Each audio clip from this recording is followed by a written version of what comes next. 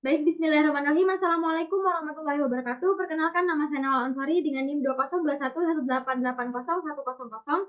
Di sini saya akan menjelaskan proposal penelitian saya yang berjudul Perbandingan Tingkat Penalaran Klinis Sebelum dan Sesudah Ujian Student Oral Case Analysis atau SOCA pada mahasiswa Universitas Muhammadiyah Surabaya. Baik, untuk latar belakangnya sendiri, yaitu Student Oral Case Analysis atau SOCA merupakan metode penilaian terhadap pengetahuan mahasiswa yang berfokus pada pemahaman dan penerapan suatu kasus dengan cara mahasiswa berhadapan langsung dengan seorang atau beberapa penguji. Metode penilaian ini memiliki kelebihan, yaitu menilai penalaran klinis mahasiswa, di mana penalaran klinis mahasiswa ini merupakan kemampuan memecahkan suatu masalah yang harus dimiliki oleh seorang calon dokter yang akan digunakan untuk menegakkan diagnostik dan pemberian terapi yang tepat. Beberapa penelitian yang pernah dilakukan didapatkan bahwa SOCA terbukti cukup valid dan reliable untuk menguji aspek kognitif mahasiswa.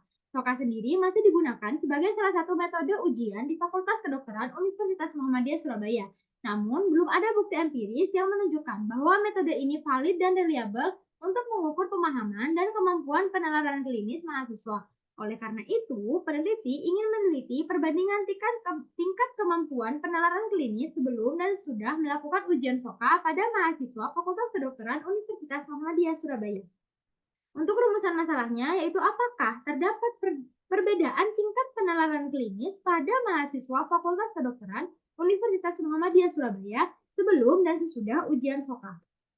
Untuk tujuan penelitian di sini ada dua. Yang pertama yaitu tujuan umum untuk mengetahui tingkat penalaran klinis sebelum dan sesudah ujian SOCA pada mahasiswa Fakultas Kedokteran Universitas Muhammadiyah Surabaya. Untuk tujuan khususnya ada dua. Yang pertama, mengetahui perubahan penalaran klinis mahasiswa berdasarkan performa akademik rendah, sedang, dan tinggi. Lalu yang kedua, mengetahui perubahan tingkat penalaran klinis mahasiswa berdasarkan jenis kelamin dan usia. Untuk manfaat penelitiannya sendiri, secara teoritis, peneliti berharap penelitian ini mampu memberikan informasi terkait peningkatan penalaran klinis, terutama saat sebelum dan sudah melaksanakan ujian SOCA pada mahasiswa Fakultas Kedokteran Universitas Muhammadiyah Surabaya.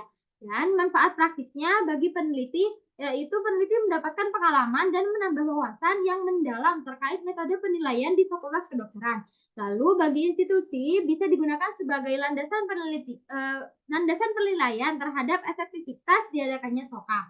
Lalu bagi mahasiswa diharapkan mahasiswa dapat mengetahui manfaat SOCA, yaitu melatih kemampuan memecahkan masalah serta mampu mengaplikasikan berbagai teori dengan kemampuan penalaran klinis pada skenario. Untuk bab 2 yaitu tinjauan pustaka. Yang pertama ada penalaran klinis. Penalaran klinis merupakan keterampilan yang harus dimiliki oleh seorang dokter, yaitu suatu siklus yang diperoleh dari data anamnesa termasuk riwayat penyakit dan data penunjang serta data-data tambahan sehingga dapat tercapai penalaran klinis dari pengetahuan evidence base sehingga hipotesis dan diagnosis banding pasien dapat ditegakkan. Lalu yang kedua ada metode piramida Miller.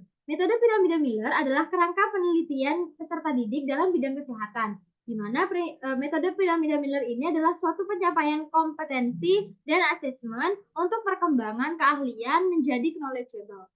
Di sini ada gambar tingkat kemampuan menurut piramida Miller. Tingkat paling bawah yaitu tingkat know, meningkat lagi menjadi know how, lalu show how, dan yang paling atas adalah does. Lalu di sini ada beberapa faktor intrinsik yang bisa mempengaruhi penalaran klinis. Di sini ada 5. Yang pertama yaitu motivasi belajar. Motivasi belajar adalah kekuatan yang mendorong seseorang untuk belajar, berkonsentrasi, memperhatikan, dan mau menyelesaikan suatu tugas belajar. Lalu yang kedua ada keyakinan spiritual, di mana keyakinan spiritual ini bisa mengarahkan individu untuk memiliki tujuan, makna hidup, harapan, dan optimisme, serta meningkatkan status psikologis.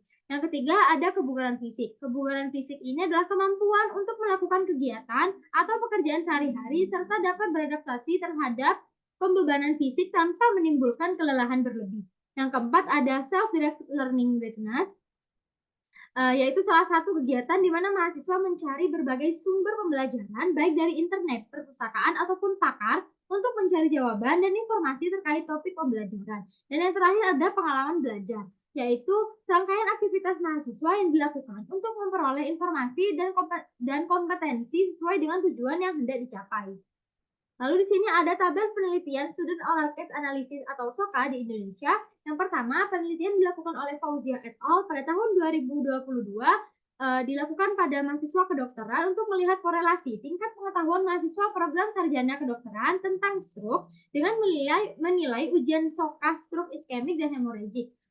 Lalu untuk metode yang digunakan adalah metode kuantitatif deskriptif dengan pendekatan potong bintang. Didapatkan hasil sebagian besar mahasiswa memiliki tingkat pengetahuan kategori sedang tentang stroke iskemik dan hemoragik. Lalu untuk penelitian kedua dilakukan oleh Febriza dan Fitria pada tahun 2022 dilakukan pada mahasiswa kedokteran untuk melihat korelasi antara hasil ujian lisan menggunakan SOCA dan hasil tes MCQ pada mahasiswa sarjana kedokteran. Untuk metode yang digunakan adalah penelitian cross-seksional dan didapatkan hasil rata-rata skor dari skor SOCA lebih tinggi dibandingkan tes MCQ. Dan terdapat hubungan linier yang signifikan antara uji SOCA dan MCQ. Lalu penelitian selanjutnya dilakukan oleh Maharani, Rahma, dan Dwi Wina pada tahun 2022 dilakukan pada mahasiswa kedokteran untuk melihat korelasi nilai ujian MCQ dengan ujian lisan pada program sarjana kedokteran. Metode yang digunakan adalah penelitian kuantitatif analitik dengan menggunakan desain cross-seksional dan didapatkan hasil di mana hasilnya ini menggunakan uji korelasi Spearman yang menunjukkan adanya hubungan yang signifikan. Lalu untuk penelitian yang keempat dilakukan oleh Wijaya et al. Pada tahun 2022 pada mahasiswa kedokteran untuk melihat korelasi 3 gaya belajar dengan nilai ujian SOCA. Metode yang digunakan adalah metode kuantitatif dan didapatkan hasil tidak ada hubungan antara gaya belajar visual, auditorial, dan kinestetik dengan nilai ujian SOCA. Namun, gaya belajar mahasiswa sebagian besar memiliki gaya belajar kinestetik. Lalu untuk penelitian yang kelima yaitu penelitian dilakukan oleh Mulyadi, Widyartini, dan Hidayat pada tahun 2022 pada mahasiswa kedokteran untuk melihat korelasi nilai ujian SOCA dengan academic self-efficacy atau ASE. Metode digunakan adalah metode analitik observasional menggunakan kuesioner MSLT. Dan untuk hasilnya terdapat korelasi yang sangat kuat antara ASE dengan nilai ujian SOCA. Baik, untuk bab ketiga yaitu kerangka penelitian dan hipotesis penelitian. Baik, di sini ada beberapa faktor yang dapat mempengaruhi. Yang pertama ada faktor intrinsik dan ekstrinsik. Faktor intrinsik ini adalah faktor yang tidak diteliti. Salah satunya ada keyakinan spiritual, motivasi belajar, kebugaran fisik, pengalaman belajar mandiri, dan pengalaman kerja. Semua faktor intrinsik ini dapat mempengaruhi kesiapan mahasiswa sebelum ujian. Lalu ada faktor ekstrinsik. Faktor ekstrinsik ini ada yang tidak diteliti dan ada yang diteliti. Faktor ekstrinsik yang tidak diteliti, yang pertama ada dukungan sosial, ada suasana belajar, lalu ada faktor kurikulum seperti kuliah interaktif dan tutorial PBL. Lalu untuk faktor ekstrinsik yang diteliti yaitu faktor ujian, di mana faktor ujian ini sebagai intervensi dari kesiapan sebelum ujian SOCA dan kesiapan setelah ujian SOCA. Untuk pengambilan datanya sendiri akan dilakukan 5-7 hari sebelum dilaksanakannya ujian SOCA dan 5-7 hari setelah dilaksanakan ujian SOCA. Untuk melihat apakah terdapat peningkatan pengenalan klinis sebelum dilakukan ujian SOCA dan setelah dilakukan ujian SOCA. Untuk metode penelitian ini menggunakan pre-post test design kuasi eksperimental dengan perlakuan ujian SOCA. Lalu akan didapatkan hipotesis penelitian, yaitu H0, tidak terdapat perubahan tingkat pengenalan klinis mahasiswa kedokteran antara sebelum dan sudah pelaksanaan SOCA, dan untuk H1-nya terdapat perubahan tingkat pengenalan klinis mahasiswa kedokteran antara sebelum dan sudah pelaksanaan SOCA. Baik, untuk bab 4 yaitu metode penelitian. Untuk penelitian ini akan menggunakan metode pre-post test design kuasi eksperimental dengan perlakuan ujian SOCA. Untuk populasinya sendiri yaitu mahasiswa Fakultas Kedokteran Universitas Muhammadiyah Surabaya. Untuk sampelnya sendiri yaitu mahasiswa angkatan masuk 2021, 2022, dan 2023 di Fakultas Kedokteran Universitas Muhammadiyah Surabaya yang memenuhi kriteria inklusi, eksklusi, dan juga dropout. Kriteria inklusi yaitu mahasiswa aktif tahun masuk 2021, 2022, dan 2023 serta bersedia untuk menjadi responden dalam penelitian ini. Lalu untuk kriteria eksklusi yaitu mahasiswa dengan riwayat gangguan kesehatan mental, mahasiswa cuti kuliah, mahasiswa tinggal tahun, dan mahasiswa dengan kondisi sakit. Lalu untuk kriteria dropout, yaitu mahasiswa yang memenuhi kriteria inklusi namun bekerja sama dalam pekerjaan pretest ataupun posttest. Lalu mahasiswa yang memenuhi kriteria inklusi namun menggunakan alat bantu digital atau analog untuk mengerjakan pretest ataupun posttest. Lalu mahasiswa yang mengerjakan pretest namun tidak mengerjakan posttest. Lalu ada mahasiswa yang tidak tuntas mengerjakan pretest dan atau posttest, dan yang terakhir ada mahasiswa yang izin meninggalkan ruang pretest dan atau posttest sebelum waktu yang ditentukan. Untuk bersih sampel yang digunakan, di sini peneliti menggunakan rumus Yamane dan didapatkan hasil yaitu 76 sampel. Untuk teknik pengambilan sampelnya sendiri akan menggunakan certified random sampling. Untuk definisi operasional variabel, yang pertama ada variabel bebas. Variabel bebasnya yaitu student oral case analysis atau SOCA, yaitu definisi operasionalnya adalah metode untuk penilaian kemampuan penalaran klinis mahasiswa dalam menganalisis suatu kasus. Kemudian hasil analisis tersebut akan dipresentasikan kepada penguji. Cara pengukuran yaitu menggunakan soal dan rubrik penilaian standar yang telah divalidasi oleh Prodi, dosen pakar, dan Medical Education Unit FKUM Surabaya untuk mengukur level pengetahuan C4 sampai C6 dari skala taksonomi Bloom. Lalu untuk hasil ukur 0 sampai 100, skala datanya skala ordinal.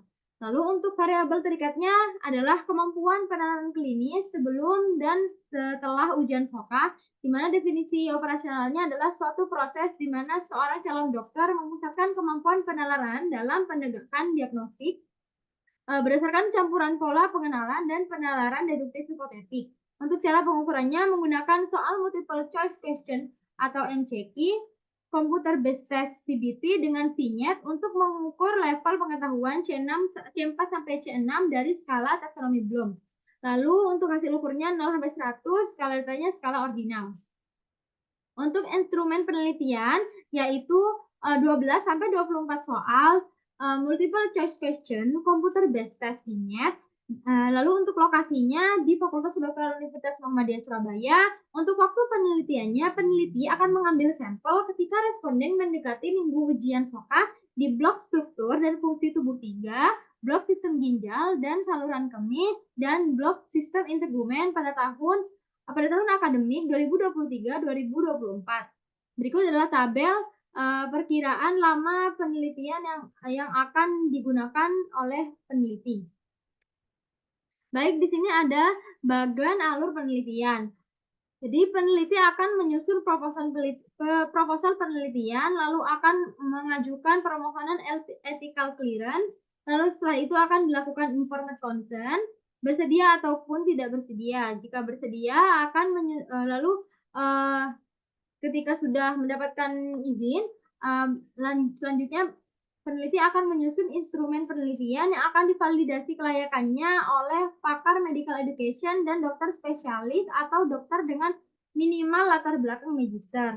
Lalu setelah tervalidasi, instrumen tersebut akan dilakukan uji instrumen pretest dengan menggunakan soal multiple choice question computer based testingnya, dan akan dilihat nilai pretestnya. Lalu setelah itu akan dilakukan ujian SOCA, lalu setelah ujian SOCA akan dilakukan uji instrumen posttest dengan soal yang sama, sama seperti saat pretest, lalu akan dilihat nilai posttestnya. Lalu setelah itu akan dibandingkan nilai pretest dengan posttestnya. Lalu setelah itu akan dilakukan pengumpulan data dan akan dilakukan analisis data. Untuk analisis datanya sendiri menggunakan analisis univariat dan bivariat. Lalu setelah itu akan didapatkan hasil dan juga kesimpulan. Untuk pengolahan dan analisis data, pada penelitian ini akan diolah menggunakan bantuan Microsoft Excel 2019 dan software SPSS versi 26 for Windows. Dan data yang diperoleh akan dianalisis dengan tipe analisis univariat dan bivariat. Baik, ini adalah daftar pustaka yang peneliti gunakan pada PPT ini. Dan ini adalah lampiran dari contoh instrumen soal MCQ CBT vignette. Baik, mungkin ini yang dapat saya sampaikan. Terima kasih. Wassalamualaikum warahmatullahi wabarakatuh.